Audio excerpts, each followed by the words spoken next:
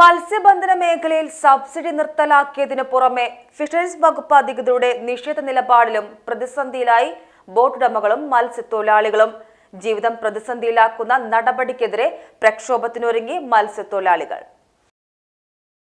ലക്ഷക്കണക്കിന് ആളുകളുടെ ഉപജീവന മാർഗവും സംസ്ഥാനത്തിന് കോടിക്കണക്കിന് രൂപയുടെ വിദേശ നാണ്യം നേടിക്കൊടുക്കുന്ന മത്സ്യബന്ധന മേഖലയെ സഹായിക്കുന്നതിന് പകരം ഇന്ധന സബ്സിഡി പോലും ഇല്ലാതായതോടെ പ്രതിസന്ധിയിലായി മത്സ്യബന്ധന മേഖല. ഇതിനു പുറമെ ഫിഷറീസ് വകുപ്പ് കടലിൽ അനാവശ്യമായ പരിശോധനയും ഭീമമായ പിഴ ചുമത്തുകയും ചെയ്യുന്നതിനെതിരെ ജില്ലയിൽ ബോട്ടുടമകൾ രംഗത്ത്. ഫിഷിംഗ് റെഗുലേഷൻ ആക്ട് ഭേദഗതിയുടെ പേരിൽ ലക്ഷങ്ങളും പതിനായിരങ്ങളും പിഴ ചുമത്തുന്നത് ബോട്ടുടമകൾക്ക് ഭാരിച്ച സാമ്പത്തിക ബാധ്യതയാണ് വരുത്തിവെക്കുന്നത്.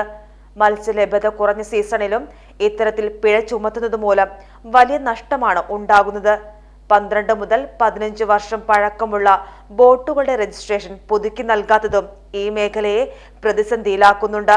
കൂടാതെ രാത്രികാല മത്സ്യബന്ധനം നടത്തുന്ന ബോട്ടുകളെ പിടികൂടി പിഴ ചുമത്തുകയാണെന്നും പരാതിയുണ്ട്. ഇതുമൂലം നിരവധി മത്സ്യബന്ധന യാനങ്ങൾ പൊളിച്ചു കളയേണ്ട ഗതികേടിലാണ് ബോട്ടുടമകൾ. കൂടാതെ ഡീസൽ വില വർധന കുത്തനെ ഉയർന്നിട്ടും മറ്റു സംസ്ഥാനങ്ങളിലേതുപോലെ സബ്സിഡി നൽകാൻ സംസ്ഥാന സർക്കാർ തയ്യാറാകുന്നില്ലെന്നാണ് മത്സ്യത്തൊഴിലാളികളുടെ പരാതി. കൂടാതെ മത്സ്യബന്ധന യാനങ്ങൾക്ക് നൽകുന്ന ഡീസൽ വിലയിൽ റോഡ് സെസ്സും മറ്റു നികുതികളും ഏർപ്പെടുത്തുന്നതും ഈ മേഖലയെ തളർച്ചയിലാക്കിയിട്ടുണ്ട്. വലിയ ഇൻബോർഡ് വള്ളങ്ങൾ വരെ തീരക്കടലിൽ മത്സ്യബന്ധനം നടത്തുമ്പോൾ ചെറിയ ബോട്ടുകൾ തീരക്കടലിൽ മത്സ്യബന്ധനത്തിന് ശ്രമിച്ചാൽ ലക്ഷങ്ങളുടെ പിഴയാണ് ഈടാക്കുന്നത്. ഡീസലും മണ്ണെണ്ണയും പെട്രോളും ഉപയോഗിച്ച് മത്സ്യബന്ധനം നടത്തുന്ന എല്ലാ യാനങ്ങൾക്കും മറ്റു സംസ്ഥാനങ്ങളെ പോലെ സബ്സിഡി നൽകുക. 20 മീറ്ററിന് താഴെ നീളമുള്ള ബോട്ടുകൾക്ക് ക്ഷേമനിധി വിഹിതം 4500 രൂപയിൽ നിന്നും 9000 രൂപയാക്കിയ നടപടി റദ്ദാക്കുക. യാനങ്ങളുടെ സംരക്ഷണത്തിന് വേണ്ടി പരമ്പരാഗത മേഖല ഏർപ്പെടുത്തിയ ഇൻഷുറൻസ് പരിരക്ഷ യന്ത്രവൽകൃത മേഖലയ്ക്ക് ഏർപ്പെടുത്തണമെന്നും ക്ഷേമനിധി വിഹിതം അടയ്ക്കുന്ന ബോട്ടുകളിൽ പണിയെടുക്കുന്ന അന്യസംസ്ഥാന തൊഴിലാളികൾക്ക് ഉൾപ്പെടെയുള്ളവർക്ക് അർഹമായ ആനുകൂല്യങ്ങൾ നൽകണമെന്നും ആവശ്യപ്പെട്ടാണ് മാർച്ച്. നാളെ മത്സ്യബന്ധന മേഖലയിലെ ഫിഷിംഗ് ബോട്ട് ഓണേഴ്സ് ഫിഷിംഗ് ബോട്ടിൻ്റെ ഓണേഴ്സ് കേരള അടിസ്ഥാനത്തിൽ നാളെ കേരളത്തിലുള്ള മത്സ്യബന്ധന എല്ലാ തുറമുകളിലെ ബോട്ടുകളും ബന്ദാണ്. എന്ന് വെച്ചാൽ മത്സ്യബന്ധനത്തിന് ഡീസലിൽ സബ്സിഡി ഇല്ലാത്ത ഡീസൽ ഒരു വിഷയം സബ്സിഡി തരണം ഞങ്ങൾക്ക്. പിന്നാണെങ്കിൽ ഇപ്പോൾ കൊണ്ടുവരുന്ന മീൻ കയറ്റുമതി ഇല്ല. അമേരിക്ക 4 വർഷമായി ചെമ്മീൻ കയറ്റുമതി നിരോധിച്ചിട്ട് ഇതുവരെയും കേന്ദ്ര സർക്കാർ അതിനുവേണ്ടി ഒരു നടപടിയും സ്വീകരിച്ചിട്ടില്ല.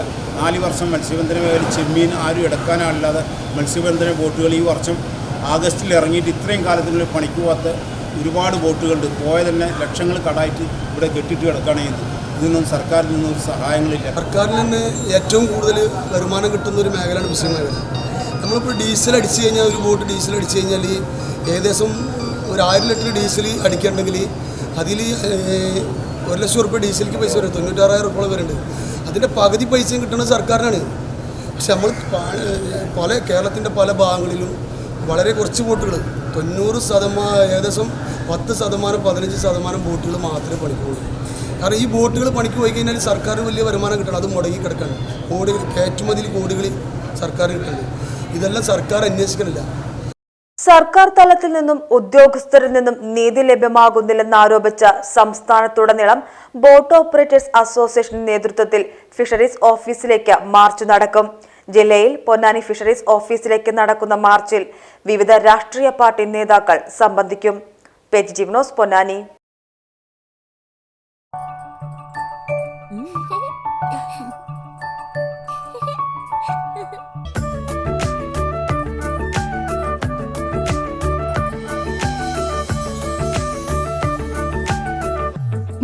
വർഷത്തെ വിശ്വസ്ത പാരമ്പര്യവുമായി എന്നും എപ്പോഴും കൂടെയുണ്ടെന്ന വിശ്വാസം.